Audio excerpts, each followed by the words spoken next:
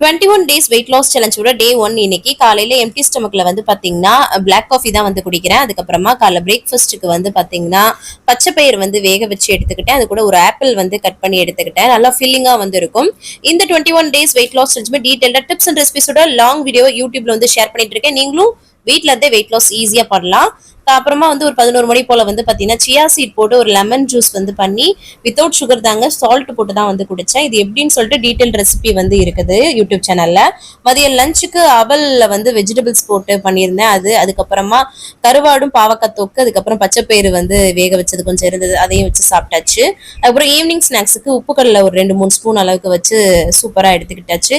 Night டின்னருக்கு வந்து பாத்தீங்கன்னா ஒரே ஒரு ப்ரௌன் பிரெட், கோதுமையில செஞ்ச பிரெட், அதுக்கப்புறம் அந்த கருவாடு, பாவக்காய் தொக்கு, அப்புறம் குழம்புல போட்ட மீன் 2 துண்டு வச்சு சூப்பரா வந்து டின்னரை வந்து கம்ப்ளீட் பண்ணிட்டு கடைசியா தண்ணி குடிச்சு தான் வந்து கம்ப்ளீட் பண்றேன்.